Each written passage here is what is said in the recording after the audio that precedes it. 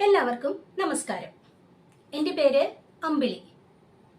8ാം ക്ലാസ്സിലെ എൻ്റെ എല്ലാ മിടുക്കന്മാരെയും മിടുക്കികളെയും ലേൺ വിത്ത് അമ്പിളി എന്ന എൻ്റെ മലയാളം ക്ലാസ്സിലേക്ക് ഞാൻ സ്വാഗതം ചെയ്യുന്നു.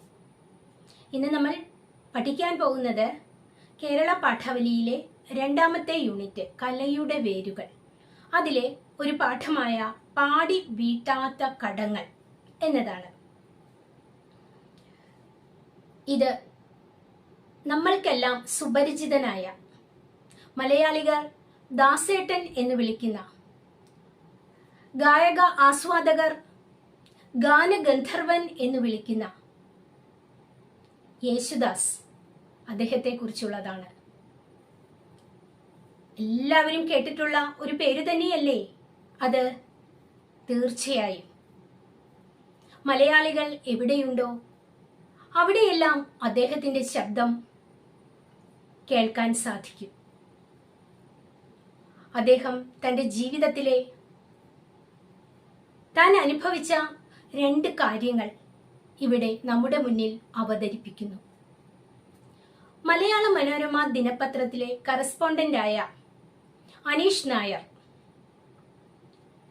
യേശുദാസിന്റെ 60 വർഷം ഗാനശാഖയിൽ 60 വർഷം പൂർത്തിയായ സന്ദർഭത്തിൽ നടത്തിയ ഒരു അഭിമുഖത്തിൽ നിന്നും എടുത്തിട്ടുള്ളതാണ് പ്രസ്തുത പാഠഭാഗം.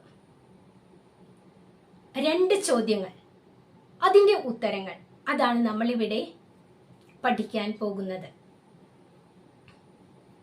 നമുക്ക് നേരെ പാഠത്തിലേക്ക് കടക്കാം. ഇവിടെ ഇതാ പാഠത്തിൽ എഴുതിയിരിക്കുന്നത് ഒന്ന് വായിച്ചു നോക്കൂ. അണിയറയിൽ നിന്ന് അരങ്ങിലേക്കുള്ള ദൂരം ചെറുതാണോ? അതൊരു യാത്രയാണ്. കലയെ അരങ്ങിലെത്തിക്കുന്ന കലാകാരന്റെ ജീവിതയാത്ര. വളരെയധികം അർത്ഥവത്തായ ഒരു വാക്യമാണ് ഇത്. അണിയറ കലാപരിപാടികൾ നടക്കുന്ന വേദിയുടെ പുറകിലുള്ള സ്ഥലം. അണിയറയിലാണ് കലാകാരന്മാർ ഇരിക്കുന്നത്. നമ്മൾ ഇതിനു മുൻപ് പഠിച്ച പാഠം, കഥകളിയെ കുറിച്ച് ഒരു പാഠം പഠിച്ചല്ലോ, കളിവിളക്കിൻ തിരുനാളം. ആ പാഠത്തിലും അണിയറ പരാമർശിക്കുന്നുണ്ട് രസകരമായ രീതിയിൽ. എല്ലാവരും പഠിച്ചിട്ടുണ്ടാകുമെന്ന് വിചാരിക്കുന്നു ആ പാഠം, അതുകൊണ്ട് ഞാൻ വിശദീകരിക്കുന്നില്ല. എന്തായാലും സ്റ്റേജിന് തൊട്ടു പുറകിലുള്ള സ്ഥലമാണ് അണിയറ. എന്നാൽ ഇവിടെ ചോദിക്കുന്നു, അണിയറയിൽ നിന്നും അരങ്ങിലേക്കുള്ള ദൂരം ചെറുതാണോ? പ്രത്യക്ഷത്തിൽ ചെറുതാണ്, തൊട്ടടുത്താണ് അരങ്ങും അണിയറയും. എന്നാൽ പരോക്ഷമായിട്ട് അത് വളരെ അകലെയാണ്, ദൂരെയാണ്. ഇങ്ങനെ പറയാൻ എന്തോ ഒരു കാരണമുണ്ട്. തീർച്ചയായും ഉണ്ട് എന്ന് തന്നെ നമുക്ക് പറയാം. കാരണം അതൊരു യാത്രയാണ്, ഒരു കലാകാരന്റെ യാത്ര. ഒരു വേദിയിൽ ഒരു കല അവതരിപ്പിക്കണമെങ്കിൽ അതിന് അനേക കാലത്തെ അഭ്യസനം, കഠിനാധ്വാനം എല്ലാം കൂടിയേ കഴിയൂ. അല്ലാതെ പെട്ടെന്ന് ഒന്നും അറിയാതെ ഒരു വേദിയിൽ വന്ന് എന്തെങ്കിലും കലകൾ അവതരിപ്പിച്ചാൽ അത് പരാജയപ്പെടുക തന്നെ ചെയ്യും. അപ്പോൾ ഒരു കലാകാരന് വേദിയിലേക്ക് എത്തണമെങ്കിൽ നീണ്ട യാത്ര, കലകളിലൂടെയുള്ള, കലയുടെ അഭ്യസനത്തിലൂടെയുള്ള നീണ്ട യാത്ര തീർച്ചയായിട്ടും വേണം. അങ്ങനെ നോക്കുമ്പോൾ ഈ അണിയറയും അരങ്ങും തമ്മിൽ ദൂരമില്ലേ? തീർച്ചയായിട്ടും. കലയെ അരങ്ങിലെത്തിക്കുന്ന കലാകാരന്റെ ജീവിതയാത്രയാണ് അത്. ഒരു കലയെ അരങ്ങിലെത്തിക്കണമെങ്കിൽ അതിന് നിരന്തരമായ പ്രാക്ടീസ്, അധ്വാനം കൂടിയേ കഴിയൂ. അത് ആ കലാകാരന്റെ ജീവിതയാത്ര തന്നെയാണ്. ഇതാണ് ഈ വാക്യങ്ങളുടെ ആശയം. നമുക്ക് യേശുദാസിലേക്ക് വരാം. അദ്ദേഹത്തിന്റെ ഗാന ജീവിതത്തിലേക്ക് വരാം. അദ്ദേഹത്തിന്റെ ഗാന ജീവിതം എപ്പോഴാണ് തുടങ്ങിയത്, എങ്ങനെയാണ് തുടങ്ങിയത് എന്നൊക്കെ ഒന്ന് നോക്കാം. നന്നായി പാടുന്ന ഒരു കലാകാരൻ. അദ്ദേഹത്തിന്റെ പിതാവ് അഗസ്റ്റിൻ ഭാഗവതർ. അദ്ദേഹവും ഒരു വലിയ സംഗീതജ്ഞനായിരുന്നു. തൻ്റെ മകന്റെ സംഗീത വൈഭവം മനസ്സിലാക്കിയ ആ പിതാവ് മകന് വേണ്ട മകന്റെ സംഗീത ജീവിതം വളരുന്നതിന് വേണ്ട എല്ലാ കരുതലുകളും ചെയ്തു കൊടുത്തിരുന്നു. അപ്പോൾ അങ്ങനെ ഉള്ള യേശുദാസ് ഇതാ സിനിമയ്ക്ക് വേണ്ടി പാടാൻ പോകുകയാണ്. അദ്ദേഹം ആദ്യമായിട്ട് പാടിയ ആ ഗാനം ഏതാണെന്നറിയാമോ? ശ്രീനാരായണ ഗുരുവിന്റെ വരികളാണ് ചലച്ചിത്രത്തിനു വേണ്ടി യേശുദാസ് ആദ്യമായിട്ട് ആലപിച്ചത്. 1000-ലധികം ഗാനങ്ങൾ വിവിധ ഭാഷകളിൽ പാടിയിട്ടുള്ള യേശുദാസ് ആദ്യമായിട്ട് പാടിയത് ശ്രീനാരായണ ഗുരുവിന്റെ വരികളായിരുന്നു. കേരളത്തിന്റെ ഏറ്റവും വലിയ സാമൂഹ്യ പരിഷ്കർത്താവാണ് ശ്രീനാരായണ ഗുരു എന്ന് സംശയമന്യേ നമുക്ക് പറയാം. അദ്ദേഹം ജീവിച്ചിരുന്ന കാലഘട്ടം 19-ാം നൂറ്റാണ്ട്. കേരളത്തിൽ ജാതി വ്യവസ്ഥ അതിൻ്റെ എല്ലാ ഫണങ്ങളും വിരിച്ച് ആടിക്കൊണ്ടിരുന്ന കാലം. ഉയർന്നവരും താഴ്ന്നവരും. ജാതി മനുഷ്യനെ 2 തട്ടുകളായി തിരിച്ചിരുന്നു. തൊട്ടുകൂടായ്മ, തീണ്ടിക്കൂടായ്മ, അയിത്തം, അങ്ങനെ പല അനാചാരങ്ങളും അതിനെല്ലാം പുറമെ പല അന്ധവിശ്വാസങ്ങളും നിലനിന്നിരുന്ന കാലം. ഉയർന്നവനെ കണ്ടാൽ താഴ്ന്നവൻ ഓടി ഒളിക്കണം, അല്ലെങ്കിൽ അയിത്തം വരും. ഇങ്ങനെയെല്ലാമുള്ള ഒരു പരിതസ്ഥിതി അതൊന്നും മാറ്റിയെടുക്കാനാണ് ശ്രീനാരായണ ഗുരു ശ്രമിച്ചത്. അദ്ദേഹം തൻ്റെ ജീവിതത്തിൽ മതത്തിനും ജാതിക്കും പ്രാധാന്യം കൊടുക്കുന്നില്ല. അത് വേണ്ട എന്ന് തന്നെയാണ് അദ്ദേഹം പറയുന്നത്. അദ്ദേഹത്തിന്റെ മഹത് വചനങ്ങൾ ഇതിനുദാഹരണമാണ്. മതമേതായാലും മനുഷ്യൻ നന്നായാൽ മതി എന്ന് അദ്ദേഹം പറയുന്നു. ഒരു ജാതി, ഒരു മതം, ഒരു ദൈവം മനുഷ്യന് എന്നും അദ്ദേഹം പറയുന്നു. അങ്ങനെയെല്ലാമുള്ള ശ്രീനാരായണ ഗുരു തന്റെ ആസ്ഥാനമായ അരുവിപ്പുറത്ത് തന്റെ മഠത്തിന്റെ ചുമരിൽ എഴുതി വെച്ചിരുന്ന 4 വരികളാണ് യേശുദാസ് ആദ്യമായി സിനിമയ്ക്ക് വേണ്ടി പാടുന്നത്. ആ വരികൾ ഏതൊക്കെയാണ് നമുക്കൊന്ന് നോക്കാം. ജാതിഭേദം മതദ്വേഷം ഏതുമില്ലാതെ സർവരും സോദരത്വേന വാഴുന്ന മാതൃകാസ്ഥാനമാണിത്. ഈ 4 വരികളാണ്. ജാതി വേർതിരിവില്ലാതെ, മതവിദ്വേഷങ്ങളില്ലാതെ എല്ലാ മനുഷ്യരും സഹോദര സ്നേഹത്തോടെ വാഴുന്ന മാതൃകാസ്ഥാനമാണ് ഇത് എന്ന്. ജാതിയും മതവും ഒന്നും വേണ്ട, മനുഷ്യർ തമ്മിൽ പരസ്പര സ്നേഹമാണ് വേണ്ടത് എന്ന ആശയമാണ് ഈ വരികളിൽ ഗുരു അർത്ഥമാക്കുന്നത്.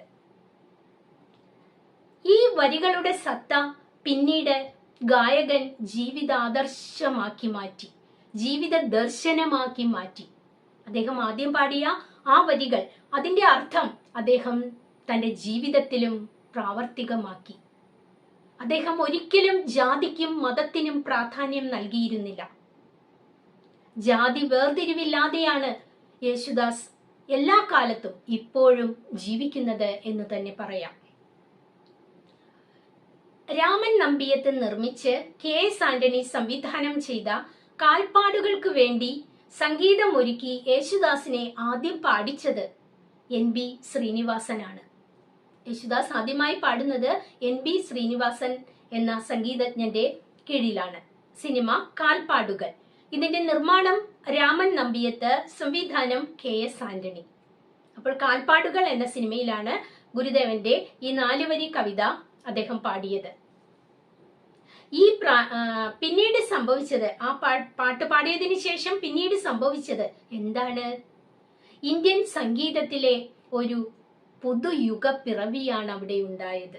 പിന്നെ ഒരു പുതുയുഗ പിറവി. യേശുദാസ് മലയാള സംഗീത മേഖലയിൽ ഒരു തിരിഞ്ഞു നോട്ടമില്ലാതെ ഇപ്പോഴും മുന്നേറിക്കൊണ്ടിരിക്കുന്ന ആ വ്യക്തിത്വം, ഒരു പുതിയ യുഗമാണ്, ഒരു പുതിയ ഗായകനാണ് അവിടെ ഉടലെടുത്തത്.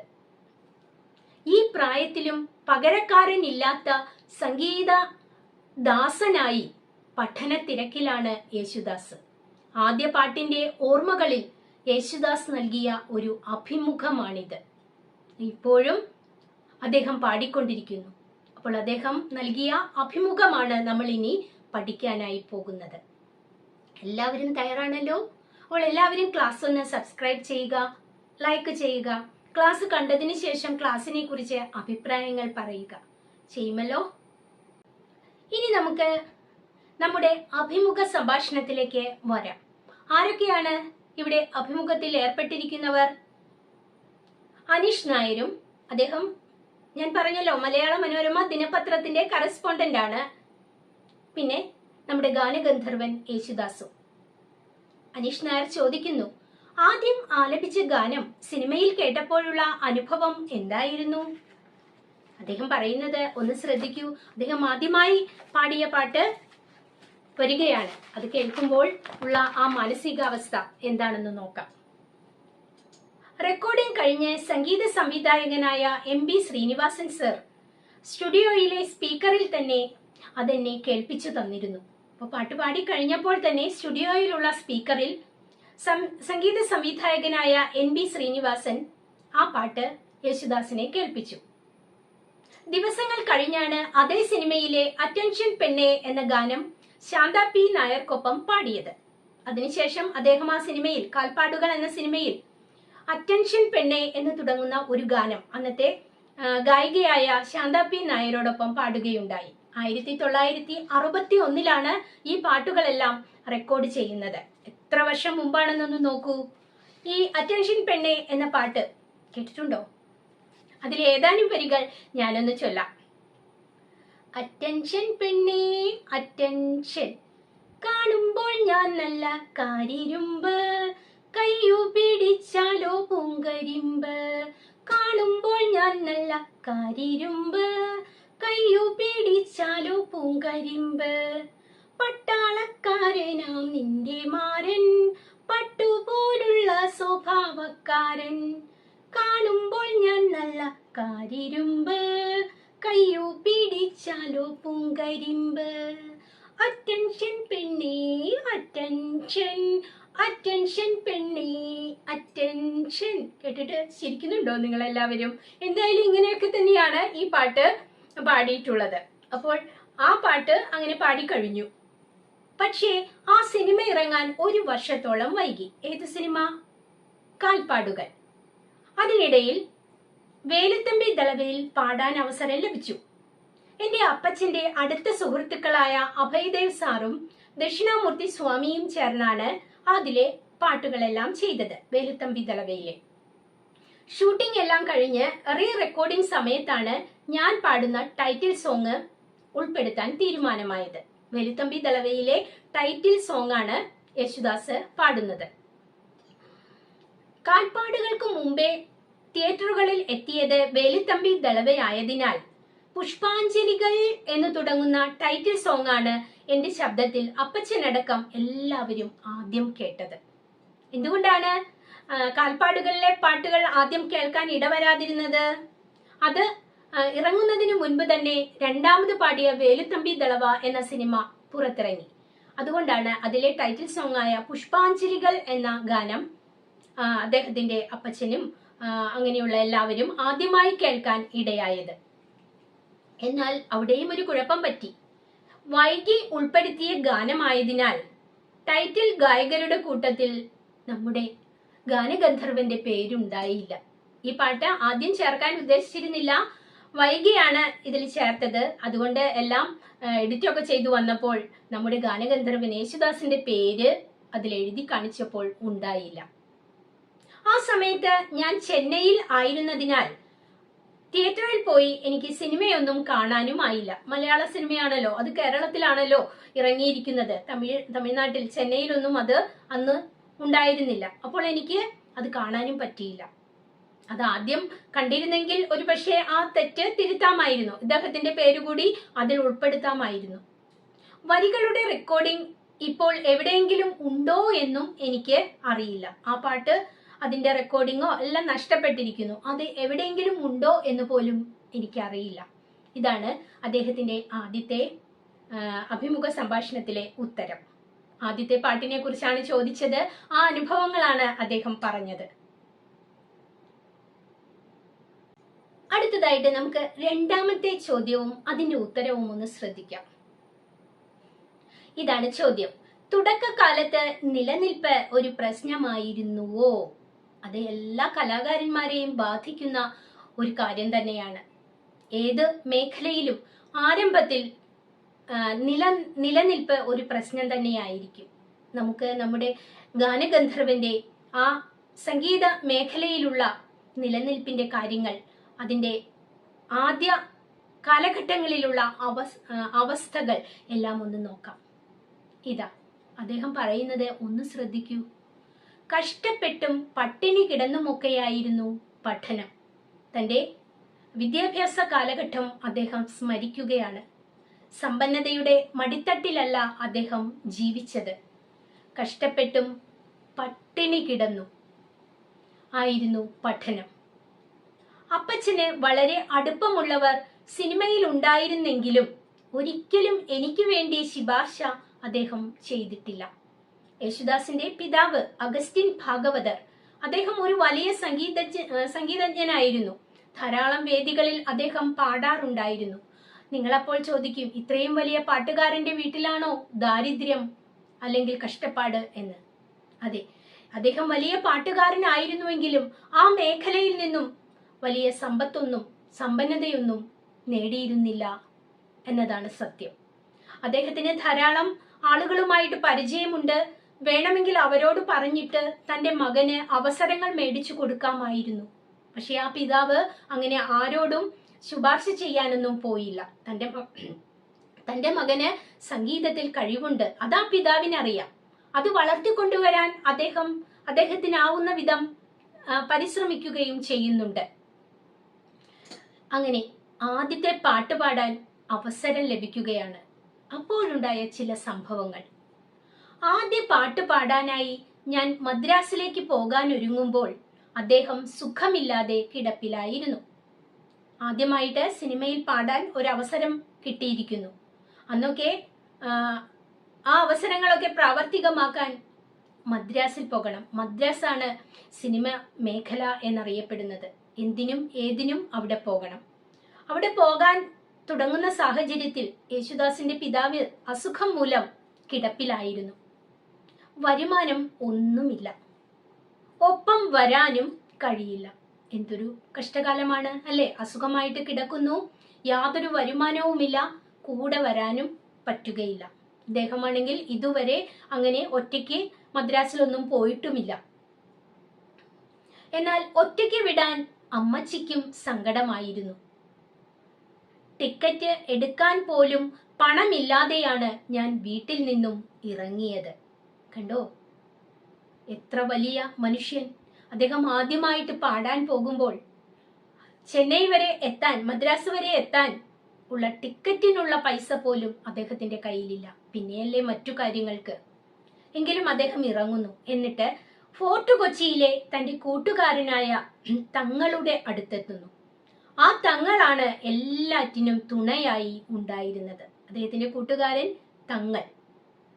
തങ്ങളുടെ ബാപ്പ തൈക്കാവു തങ്ങളും എന്റെ അപ്പച്ചനും അടുത്ത കൂട്ടുകാരായിരുന്നു. അങ്ങനെയും അവർക്കൊരു ബന്ധമുണ്ട്. യേശുദാസിന്റെ ഒരു കൂട്ടുകാരനാണ് തങ്ങൾ. അതുപോലെ തങ്ങളുടെ ബാപ്പ തൈക്കാവു തങ്ങളും യേശുദാസിന്റെ പിതാവ് അഗസ്റ്റിൻ ഭാഗവതരും നല്ല ചങ്ങാതിമാരായിരുന്നു. അപ്പോ അച്ഛനും മകനും അങ്ങനെ പരസ്പരം ചങ്ങാതിമാർ. പള്ളുരുത്തിയിലെ ടാക്സി ഡ്രൈവർ മത്തായിയുടെ കാറുമായി വന്നാണ് തങ്ങൾ എന്നെ വില്ലിംഗ്ടൺ ഐലൻഡിലെ റെയിൽവേ സ്റ്റേഷനിലേക്ക് കൂട്ടിക്കൊണ്ടുപോയത്. അങ്ങനെ നമ്മുടെ തങ്ങളിന്റെ അടുത്ത് യേശുദാസ് എത്തി. അദ്ദേഹത്തിന്റെ അവസ്ഥ നമ്മൾ കുറച്ചു മുമ്പേ മനസ്സിലാക്കി. ഒരു നയാ പൈസ കയ്യിലില്ല. എങ്കിലും തങ്ങൾ ഒരു ടാക്സി വരുത്തുകയാണ്. അത് പള്ളുരുത്തിയിലെ ടാക്സിയാണ്. മത്തായി എന്നാണ് ആ ഡ്രൈവറുടെ പേര്. അങ്ങനെ മത്തായി കാറുമായിട്ട് വന്നു. വില്ലിംഗ്ടൺ ഐലൻഡിലെ റെയിൽവേ സ്റ്റേഷനിലേക്ക് യേശുദാസിനെ ആ കാറിൽ കയറ്റി കൊണ്ടുപോയി. അങ്ങനെ പോകുമ്പോൾ ആ യാത്രയിൽ കയ്യിൽ ഒരു കാശുമില്ലാത്ത കാര്യം കാറിൽ ഇരുന്ന് പതുക്കെ തങ്ങളോട് യേശുദാസ് പറഞ്ഞു. കൂട്ടുകാരാ, എൻ്റെ കയ്യിൽ ഒരു പൈസ പോലും ഇല്ല എന്ന്. ഇത് ആര് കേട്ടിരിക്കണം? ആ വണ്ടി ഓടിച്ചുകൊണ്ടിരുന്ന മത്തായി കേട്ടിരിക്കണം. അങ്ങനെ ഒരു കാശുമില്ലാത്ത കാര്യം കാറിലിരുന്ന് തങ്ങളോട് പറഞ്ഞ് സങ്കടപ്പെടുമ്പോൾ എന്താ പിറുപിറുക്കുന്നത് എന്നായി നമ്മുടെ മത്തായി ചേട്ടൻ. നിങ്ങൾ എന്താണ് ഈ പിറുപിറു എന്ന് പറയുന്നത് എന്ന് ചോദിച്ചു. കാര്യം പറഞ്ഞു, കയ്യിൽ കാശൊന്നുമില്ല. ഇത് കേട്ടപ്പോൾ ഇനി ഞാൻ അതും തരണോ? കാറിൽ കൊണ്ടുപോയി വിടുന്നുണ്ട്, ഇനി പോകാനുള്ള പൈസയും ഞാൻ തരണോ എന്ന് പരുക്കൻ മട്ടിൽ ചോദിച്ചു. മത്തായി ചേട്ടൻ ചോദിച്ചു. പക്ഷേ റെയിൽവേ സ്റ്റേഷനിൽ ഇറങ്ങിയ എനിക്ക് അദ്ദേഹം പോക്കറ്റിൽ നിന്ന് 16 രൂപ ഒരു മടിയും കൂടാതെ എടുത്തു തന്നു. കണ്ടോ മനുഷ്യത്വം, നന്മ. കാറിലിരുന്ന പരുക്കൻ ശബ്ദത്തിൽ ഞാൻ ഇനി അതുകൂടി തരണോ എന്ന് ചോദിച്ച മനുഷ്യൻ കാറിൽ നിന്ന് ഇറങ്ങിയപ്പോൾ ഒരു 16 രൂപ. അന്നത്തെ കാലത്ത് 16 രൂപ എന്ന് പറയുമ്പോൾ വലിയ മൂല്യമാണ്. ഒരു മടിയുമില്ലാതെ എടുത്തു കൊടുത്തു. തിരിച്ചു കിട്ടുമെന്ന് ഒരു ഉറപ്പില്ലാതെ ഒന്നും പ്രതീക്ഷിക്കാതെയാണ് അദ്ദേഹം അത് തന്നത്.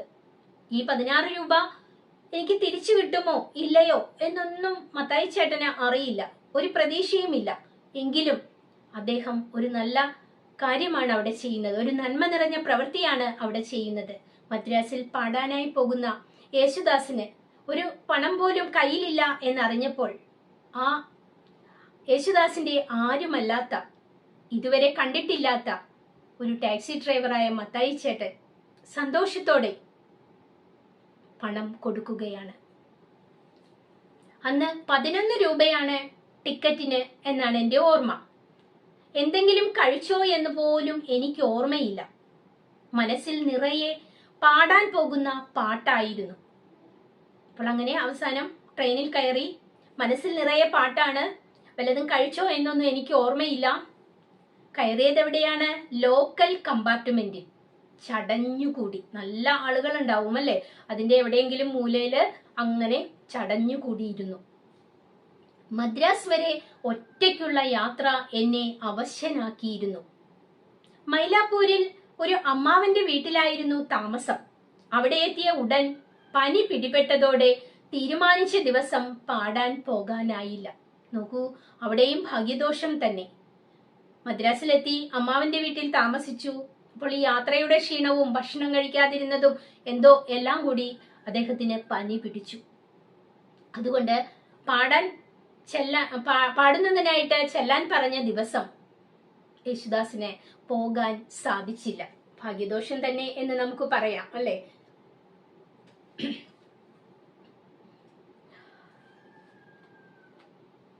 അന്ന് പാടാനിരുന്ന പാട്ട് നല്ലൊരു പാട്ടായിരുന്നു. കാണുമ്പോൾ ഞാനൊരു കാരിരുമ്പ് എന്നൊരു പാട്ടാണ് എനിക്കായി നിശ്ചയിച്ചിരുന്നത്. ആ അവസരം നഷ്ടപ്പെട്ടതോടെ പിന്നെ അലച്ചിലിന്റെ ദിവസങ്ങളായി.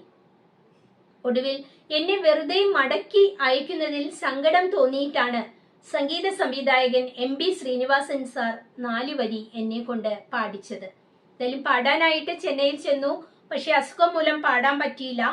അപ്പോൾ അതിൽ വിഷമിച്ചിട്ട് സംഗീത സംവിധായകൻ ശ്രീനിവാസൻ സാർ അവസാനം ഒരു 4 വരി പാടിക്കാൻ തന്നെ തീരുമാനിച്ചു. അങ്ങനെ പാടിയ ആദ്യത്തെ ആ പാട്ടാണ് നമ്മൾ മുൻപ് പഠിച്ച ഗുരുദേവൻ എഴുതിയ ആ ജാതി ഭേദം മതദ്വേഷം ഏതുമില്ലാതെ സർവരും സോദരത്വേന വാഴുന്ന മാതൃകാസ്ഥാനമാണിത് എന്നത്. ശ്രീനാരായണ ഗുരുവിന്റെ ആ വരികൾ അതുവരെ ഞാൻ കേട്ടിട്ടുണ്ടായിരുന്നില്ല. ആദ്യമായിട്ട് ഈ പാടുന്ന വരികൾ അതിനു മുമ്പ് അദ്ദേഹം കേട്ടിട്ടില്ല എന്നാണ് പറയുന്നത്. പക്ഷെ നമ്മൾ ആദ്യം പഠിച്ചു, അതിനുശേഷം ആ വരികളിലെ സത്ത, ആശയം തന്റെ ജീവിത ആദർശമാക്കി അദ്ദേഹം മാറ്റി എന്ന്. വേഗം തന്നെ എനിക്കത് പഠിച്ച് പാടുവാൻ സാധിച്ചു. റെക്കോർഡിംഗ് കഴിഞ്ഞ് എങ്ങനെയുണ്ടെന്ന് MBS തിരക്കിയപ്പോൾ, MBS എന്ന് പറഞ്ഞാൽ MB ശ്രീനിവാസൻ തിരക്കിയപ്പോൾ സൗണ്ട് എഞ്ചിനീയറായ കോടീശ്വര റാവു പറഞ്ഞത്, എന്താ പേര് കോടീശ്വര റാവു, അയാൾ പറഞ്ഞത് എന്താണെന്നറിയോ? ഒരു 10 വർഷം കഴിഞ്ഞ് പറയാം എന്നായിരുന്നു. 10 വർഷം കഴിഞ്ഞിട്ട് ശരിയായോ, നല്ലതാണോ അതോ മോശമാണോ എന്ന് പറയാം എന്ന മറുപടിയാണ് കിട്ടിയത്. ഇതായിരുന്നു ചെന്നൈയിൽ ചെന്നപ്പോഴുണ്ടായ സാഹചര്യം. അപ്പോൾ ചെന്നൈയിൽ പോകാൻ തുടങ്ങിയപ്പോഴുള്ള അവസ്ഥ, യാത്രയിൽ ഉണ്ടായ അവസ്ഥ, അവിടെ ചെന്നപ്പോഴുണ്ടായ സാഹചര്യം, ഇതെല്ലാം നമ്മൾ ഇതാ മനസ്സിലാക്കി.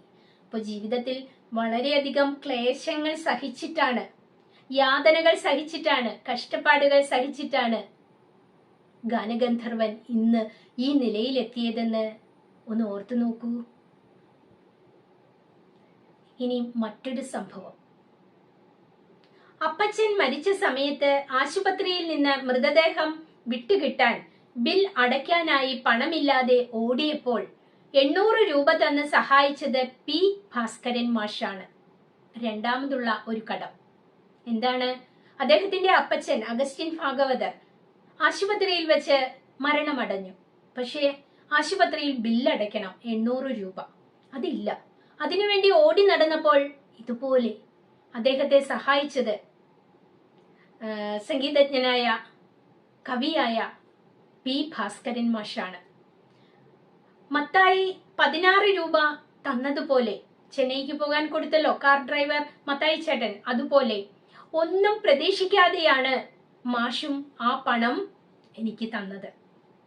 തിരിച്ചു കിട്ടുമോ എന്നൊന്നും അറിയില്ല. കാരണം യേശുദാസ് അന്ന് വലിയ രീതിയിലൊന്നും ഉയർന്നു വന്നിട്ടില്ലല്ലോ. ഇപ്പോഴും കയ്യില് പൈസ ഇല്ലാത്ത അവസ്ഥയാണ്. പണമില്ലാത്തത് കൊണ്ടാണല്ലോ ആശുപത്രിയിൽ ബില്ലടയ്ക്കാൻ പോലും സാധിക്കാതെ വന്നത്. എന്തായാലും അതൊന്നും നോക്കിയില്ല ഭാസ്കരൻ മാഷ്. ആ ആശുപത്രിയിൽ അടയ്ക്കേണ്ട പണം 800 രൂപ, 800 എന്നൊക്കെ പറഞ്ഞാൽ വലിയ സംഖ്യയാണെന്ന്, അത് കൊടുക്കുന്നു. ആ 2 കടങ്ങളും ജീവിതത്തിലെ വലിയ കടപ്പാടുകളാണ്. ശ്രദ്ധിക്കുക. ആ 2 കടങ്ങളും ഏത് കടങ്ങൾ? ഏതാണ് 2 കടങ്ങൾ? ഒന്ന്, ചെന്നൈയിലേക്ക് പോകാൻ, മദ്രാസിലേക്ക് പോകാൻ സമയത്ത് കാർ ഡ്രൈവറായ, പള്ളുരുത്തിയിലെ കാർ ഡ്രൈവറായ മത്തായി ചേട്ടൻ നൽകിയ 16 രൂപ. രണ്ടാമത്തെ കടം, അപ്പച്ചന്റെ മൃതദേഹം ആശുപത്രിയിൽ നിന്ന് വിട്ടുകിട്ടാനായിട്ട് ആശുപത്രിയിൽ അടച്ച 800 രൂപ. അത് നൽകിയത് പി ഭാസ്കരൻ മാഷ്. ഈ 2 കടങ്ങളുമാണ് കടപ്പാടുകളായിട്ട് യേശുദാസ് പറയുന്നത്. കടപ്പാടുകൾ, കടങ്ങളല്ല, കടപ്പാടുകൾ. അപ്പച്ചന്റെ അനുഭവം പ്രതിഫലം കൃത്യമായി വാങ്ങണമെന്ന് എന്നെ പഠിപ്പിക്കുന്നതായിരുന്നു. അപ്പച്ചന്റെ അനുഭവം അതെന്താണ്? അപ്പച്ചൻ വലിയ പാട്ടുകാരനായിരുന്നു. ഒരുപാട് വേദികളിൽ അദ്ദേഹം പാടാറുണ്ടായിരുന്നു. പക്ഷെ അദ്ദേഹത്തിന്റെ ജീവിതം മുഴുവൻ കഷ്ടപ്പാടുകളും പട്ടിണിയും ദാരിദ്ര്യവും ഒക്കെ ആയിരുന്നു. അതെന്താണ്? അദ്ദേഹം ഈ സംഗീത ലോകത്തു നിന്നും ഒന്നും സമ്പാദിച്ചില്ല. പണം അദ്ദേഹത്തിന് കിട്ടിയിരുന്നില്ല. മിക്ക സ്ഥലങ്ങളിലും അദ്ദേഹം പാടാൻ പോകുന്നത് വെറുതെ, ഒന്നും കിട്ടാതെ, പ്രതിഫലം ലഭിക്കാതെ ആയിരുന്നു. അതുകൊണ്ട് അദ്ദേഹത്തിന് ഒന്നും നേടാനായില്ല. ജീവിതകാലം മുഴുവൻ ദാരിദ്ര്യവും കഷ്ടപ്പാടും മിച്ചം. അപ്പോൾ അപ്പച്ചന്റെ അനുഭവം എനിക്കറിയാം. അതുകൊണ്ട് ഞാൻ എന്തു ചെയ്തു? ഞാൻ പ്രതിഫലം കൃത്യമായി വാങ്ങി. ഞാൻ പാടുന്ന പാട്ടിന്റെ പ്രതിഫലം ഞാൻ കൃത്യമായി വാങ്ങി. കാരണം എൻ്റെ അപ്പച്ചന്റെ ജീവിതാനുഭവം ഞാൻ കണ്ടിരുന്നു. അത് എനിക്കുണ്ടാകരുത് എന്ന് ധരിച്ചിട്ട് ഞാൻ പ്രതിഫലം കൃത്യമായി വാങ്ങി. പക്ഷേ സമ്പാദിച്ചതൊന്നും ഞാൻ അനാവശ്യമായിട്ട് ചെലവഴിച്ചിട്ടില്ല. ഞാൻ പണം ദുർവ്യയം ചെയ്തിട്ടില്ല, അനാവശ്യമായിട്ട് ചെലവഴിച്ചിട്ടില്ല. പ്രതിഫലം വാങ്ങാതെ സ്ഥിരമായി പാടുന്ന സംഗീത വേദികളും ഉണ്ട്. ഞാൻ പ്രതിഫലം വാങ്ങാതെ പാടുന്ന വേദികളും ഉണ്ട്. അത് അവിടെ പാടുമ്പോൾ എനിക്ക് മനസ്സിന് സംതൃപ്തിയാണ് ഉണ്ടാകുന്നത്. അപ്പോൾ അദ്ദേഹം അവസാനം പറയുന്നത്, ചില വേദികളിൽ ഞാൻ പണം വാങ്ങാതെയും പാടാറുണ്ട്. എൻ്റെ മനസ്സിന്റെ സന്തോഷമാണ് എനിക്ക് അവിടെ പ്രധാനമെന്ന് പറയുന്നു. ഇതാണ് ഈ 2 അഭിമുഖ സംഭാഷണത്തിലെ 2 ചോദ്യങ്ങൾക്കും അദ്ദേഹം നൽകുന്ന മറുപടികൾ. നമ്മൾ ഈ പാഠത്തിന്റെ ആശയം ഇവിടെ നിർത്തുകയാണ്. അപ്പോൾ ഇത് നിർത്തുന്നതിന് മുമ്പ് അദ്ദേഹം ധാരാളം പാട്ടുകൾ പാടിയിട്ടുണ്ട്. ആദ്യം പാടിയ പാട്ട് ഗുരുദേവന്റെ പാട്ടാണെന്ന് നമ്മൾ പറഞ്ഞല്ലോ. അതുകൊണ്ട് അദ്ദേഹം പാടിയ മറ്റൊരു പാട്ട്, ദുർഗ എന്ന സിനിമയിലെ ഗുരുദേവനെ കുറിച്ച് പാടിയ ഒരു പാട്ട്. ഈ പാട്ടും വളരെ ഹിറ്റായ ഒരു പാട്ടാണ്. അതിൻ്റെ കുറച്ച് വരികൾ കൂടി പാടി നമുക്ക് നിർത്താം. എല്ലാവരും ഒന്ന് കേൾക്കാൻ തയ്യാറായിക്കൊള്ളൂ. ഈ പാട്ടിന്റെ വരികൾ എഴുതിയിരിക്കുന്നത് വയലാർ രാമവർമ്മയാണ്. സംഗീതം നൽകിയിരിക്കുന്നത് ജി ദേവരാജനാണ്. കുറച്ച് വരികൾ ഒന്ന് ശ്രദ്ധിക്കൂ. ഗുരുദേവാ ഗുരുദേവാ ശ്രീനാരായണ ഗുരുദേവാ, ശിരസിൽ ശ്രീപാദ പുഷ്പങ്ങൾ ചൂടി ശിവഗിരി തേടി വരുന്നു ഞങ്ങൾ, ഗുരുകുലം തേടി വരുന്നു. ഗുരുദേവാ ഗുരുദേവാ ശ്രീനാരായണ ഗുരുദേവാ.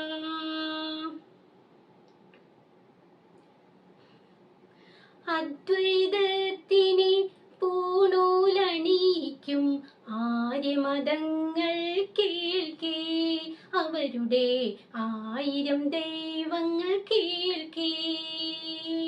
ഒരു ജാതി ഒരു മതം ഒരു ദൈവമെന്നൊരു തിരുക്കുറൾ പാടിയ ഗുരുദേവാ. ഒരു ജാതി ഒരു മതം ഒരു ദൈവമെന്നൊരു തിരുക്കുറൾ പാടിയ ഗുരുദേവാ. നിൻ തിരുനാമം ജയിക്കട്ടെ, നിന്റെ വെളിച്ചം നയിക്കട്ടെ, പുലരട്ടെ പുലരട്ടെ പുതിയൊരു ധർമ്മം, പുലരട്ടെ പുലരട്ടെ. ഗുരുദേവാ ഗുരുദേവാ ശ്രീനാരായണ ഗുരുദേവാ, ശിരസിൽ ശ്രീപാദ പുഷ്പങ്ങൾ ചൂടി ശിവഗിരി തേടി വരുന്നു ഞങ്ങൾ, ഗുരുകുലം തേടി വരുന്നു. ഇതാണ് ആ ഗാനം. അപ്പോൾ നമുക്ക് തുടക്കവും ഗുരുദേവന്റെ പാട്ട്, ഒടുക്കവും ഗുരുദേവന്റെ പാട്ടായിട്ട് ഈ പാഠത്തിന്റെ ആശയം അവസാനിപ്പിക്കാം. പിന്നെ ഒന്നുകൂടി പറയട്ടെ, ഈ പാഠത്തിന്റെ തുടർച്ചയായിട്ട് ഇതേ ക്ലാസ്സിൽ തന്നെ ഇതിലെ ചോദ്യ ഉത്തരങ്ങളും ഞാൻ നിങ്ങൾക്ക് നൽകുന്നുണ്ട്. അപ്പോൾ എല്ലാവർക്കും എൻ്റെ നന്ദി, നമസ്കാരം. ആ ചോദ്യോത്തരങ്ങളിലേക്കും കൂടി നിങ്ങൾ പോകണം. പാടി വീടാത്ത കടങ്ങൾ, അതിലെ ക്ലാസ് നമ്മളിതാ കണ്ടു കഴിഞ്ഞു. ഇനി നമുക്ക് പാഠവുമായി ബന്ധപ്പെട്ട പഠന പ്രവർത്തനങ്ങൾ ഒന്ന് ചെയ്തു നോക്കാം. ആദ്യത്തെ ചോദ്യം, കണ്ടെത്താം പറയാം. 2 കടങ്ങളും ജീവിതത്തിലെ വലിയ കടപ്പാടുകളാണ്. 2 കടങ്ങൾ ഏതെല്ലാമാണെന്ന് കണ്ടെത്തുക. ഇത്തരത്തിലുള്ള കടപ്പാടുകളെ കുറിച്ച് നിങ്ങൾക്ക് പറയാനുണ്ടോ? പരസ്പരം പങ്കുവയ്ക്കൂ. ഇവിടെ ഞാൻ ആദ്യ ഭാഗം, അതായത് 2 കടങ്ങൾ ഏതെല്ലാമാണെന്ന് കണ്ടെത്തുക എന്നതിന്റെ ആൻസർ ആണ് ഞാൻ നൽകുന്നത്. കടപ്പാടുകൾ നിങ്ങളുടെ അനുഭവത്തിൽ നിന്നും കണ്ടെത്തി എഴുതാനൊന്ന് ശ്രമിച്ചു നോക്കുക. ആദ്യ പാട്ട് പാടുവാനായി മദ്രാസിലേക്ക് പോകുമ്പോൾ യാത്രാ ടിക്കറ്റ് എടുക്കാൻ പോലും പണമില്ലാതെയാണ് വീട്ടിൽ നിന്നും ഇറങ്ങിയത്. കയ്യിൽ ഒരു കാശുമില്ലാത്ത കാര്യം യാത്രാമധ്യേ കാറിലിരുന്ന് ചങ്ങാതിയായ തങ്ങളോട് പറയുന്നത് ടാക്സി ഡ്രൈവറായ മത്തായി ചേട്ടൻ കേൾക്കുകയും റെയിൽവേ സ്റ്റേഷനിൽ ഇറങ്ങുമ്പോൾ മത്തായി ചേട്ടൻ 16 രൂപ കൊടുത്ത് സഹായിക്കുകയും ചെയ്തു. യേശുദാസിന്റെ പിതാവ് മരിച്ച സമയത്ത് ആശുപത്രിയിൽ നിന്നും മൃതദേഹം വിട്ടുകിട്ടാൻ ബില്ലടയ്ക്കാൻ പണമില്ലാതെ വന്നപ്പോൾ പി ഭാസ്കരൻ മാഷ് 800 രൂപ നൽകി സഹായിക്കുകയുണ്ടായി. മേൽ പറഞ്ഞ 2 കടങ്ങളും പണം നൽകിയവർ തിരിച്ചു കിട്ടുമെന്ന യാതൊരു പ്രതീക്ഷയും ഇല്ലാതെയാണ് നൽകിയത്. ഈ 2 കടങ്ങളെ കുറിച്ചാണ് ജീവിതത്തിലെ വലിയ കടപ്പാടുകൾ എന്ന് യേശുദാസ് പറയുന്നത്. ഇനി നമുക്ക് മറ്റൊരു ചോദ്യത്തിലേക്ക് കടക്കാം. ചോദ്യം, സ്വാഭിപ്രായം വ്യക്തമാക്കാം. ഓരോ വ്യക്തിയുടെയും വിജയത്തിന് പിന്നിൽ നിരവധി ആളുകളുടെ സഹനത്തിന്റെയും കരുതലിന്റെയും കരങ്ങളുണ്ട്. പാഠഭാഗത്തെ ആസ്പദമാക്കി സ്വാഭിപ്രായം വ്യക്തമാക്കുക.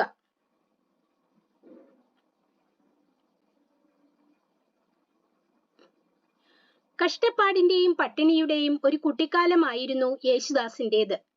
ആദ്യ പാട്ട് പാടുന്നതിനായി മദ്രാസിലേക്ക് പുറപ്പെടുമ്പോൾ കയ്യിൽ ടിക്കറ്റ് എടുക്കാനുള്ള പണം പോലും ഉണ്ടായിരുന്നില്ല.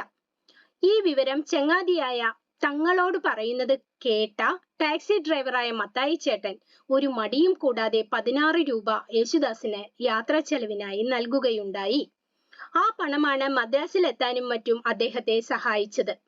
യേശുദാസിന്റെ പിതാവ് അഗസ്റ്റിൻ ഭാഗവതരും ഒരു സംഗീതജ്ഞനായിരുന്നു. മകന്റെ സംഗീത വാസന കണ്ടറിഞ്ഞ പിതാവ് ആ സംഗീതത്തെ വളർത്തിയെടുക്കാൻ പരിശ്രമിച്ചു. ആ പിതാവിന്റെ കരുതലും സഹനവും യേശുദാസിന്റെ വളർച്ചയ്ക്ക് കാരണമായി.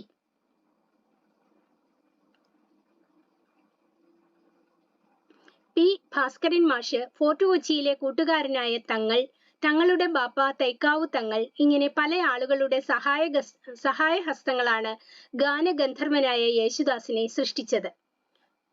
ചുരുക്കത്തിൽ ഏതൊരു വ്യക്തിയുടെയും വളർച്ചയ്ക്ക് പിന്നിൽ സ്വന്തം കഠിന പരിശ്രമത്തോടൊപ്പം ആ വ്യക്തിയെ ഉയർച്ചയുടെ പടവുകളിൽ എത്തിക്കാൻ പലരുടെയും കരുതലും പരിശ്രമവും ഉണ്ടാകുമെന്ന് സംശയമെന്നേ പറയാം.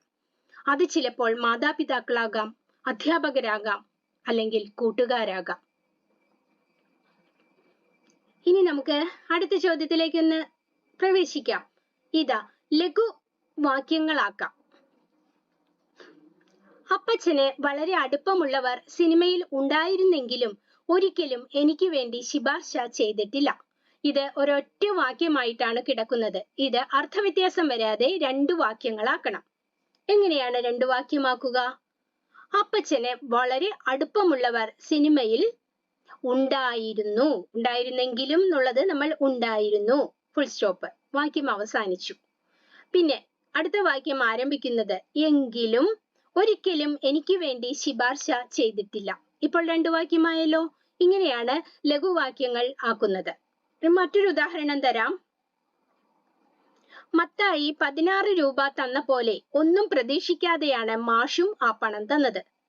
മത്തായി 16 രൂപ തന്നു, ഒരു വാക്യമായി. അടുത്തത് അതുപോലെ ഒന്നും പ്രതീക്ഷിക്കാതെയാണ് മാഷും ആ പണം തന്നത്. ഇങ്ങനെയുള്ള ചോദ്യങ്ങൾ പരീക്ഷയ്ക്ക് പ്രതീക്ഷിക്കാവുന്നതാണ്. ഇനി മനസംതൃപ്തി, അതൊന്ന് വിഗ്രഹിച്ചെഴുതുക. ഉത്തരം മനസ്സിന്റെ സംതൃപ്തി. ഇനി നമുക്ക് പദങ്ങൾ ഒന്ന് പിരിച്ചെഴുതാം. എങ്ങനെയുണ്ടെന്ന്, അത് പിരിച്ചെഴുതുമ്പോൾ എങ്ങനെ ഉണ്ടെന്ന്. തിരക്കിയപ്പോൾ, തിരക്കി അപ്പോൾ. പണമില്ലാതെ, പണം ഇല്ലാതെ. ഓടിയപ്പോൾ, ഓടി അപ്പോൾ. പഠന തിരക്ക്, പഠന തിരക്ക്. അടുത്ത ചോദ്യം. അപ്പച്ചന്റെ അനുഭവം പ്രതിഫലം കൃത്യമായി വാങ്ങണമെന്ന് എന്നെ പഠിപ്പിക്കുന്നതായിരുന്നു. യേശുദാസിന്റെ ഈ വാക്കുകളുടെ പൊരുളെന്ത്? യേശുദാസിന്റെ പിതാവ് അഗസ്റ്റിൻ ഭാഗവതരും ഒരു പാട്ടുകാരനായിരുന്നു. അനേകം വേദികളിൽ പാട്ടുകൾ പാടിയ അദ്ദേഹത്തിന് ദുരിതങ്ങളും കഷ്ടപ്പാടുകളുമാണ് മിച്ചമായി ഉണ്ടായിരുന്നത്. പാടുന്നതിന്റെ വേതനം പലപ്പോഴും അദ്ദേഹത്തിന് ലഭിക്കാതിരുന്നതാണ് ഇതിന് കാരണം. ഈ കാരണമാണ് പ്രതിഫലം കൃത്യമായി വാങ്ങാൻ യേശുദാസിനെ പ്രേരിപ്പിച്ചത്. ഇതാ വേറൊരു ചോദ്യം. ശ്രീനാരായണ ഗുരുവിന്റെ വരികളാണ് ചലച്ചിത്രത്തിനു വേണ്ടി യേശുദാസ് ആദ്യം ആലപിച്ചത്. ആ വരികളുടെ സത്ത പിന്നീട് ഗായകൻ ജീവിത ദർശനമാക്കി. മുകളിൽ നൽകിയ സന്ദർഭത്തിലെ ജീവിത സന്ദേശം വിശദമാക്കി കുറിപ്പ് തയ്യാറാക്കുക. മലയാള ചലച്ചിത്ര ഗാന രംഗത്തേക്ക് യേശുദാസ് കടന്നു വരുന്നത് ശ്രീനാരായണ ഗുരുദേവൻ എഴുതിയ ജാതിഭേദം മതദ്വേഷം ഏതുമില്ലാതെ സർവരും സോദരത്വേന വാഴുന്ന മാതൃകാസ്ഥാനമാണിത് എന്ന വരികൾ ആലപിച്ചുകൊണ്ടാണ്. ആ വരികളിൽ പറയുന്നത് പോലെ ജാതിക്കും മതത്തിനും അദ്ദേഹം തന്റെ ജീവിതത്തിൽ സ്ഥാനം നൽകുന്നില്ല. ജാതിമത ഭേദമന്യേ സ്നേഹവും കരുണയും അതോടൊപ്പം നന്മ നിറഞ്ഞ പ്രവൃത്തികളും ചെയ്തുകൊണ്ട് ജീവിക്കാനാണ് അദ്ദേഹം ശ്രമിച്ചത്. അടുത്തത് അത്രയും ചോദ്യങ്ങളാണ് ഞാൻ നിങ്ങൾക്ക് നൽകുന്നത്. ഈ പാഠത്തിലെ ഏകദേശം എല്ലാ ചോദ്യങ്ങളുടെയും ഉത്തരം ഞാൻ നൽകിയിട്ടുണ്ട്. അപ്പോൾ വീണ്ടും എല്ലാവർക്കും എൻ്റെ നന്ദി, നമസ്കാരം.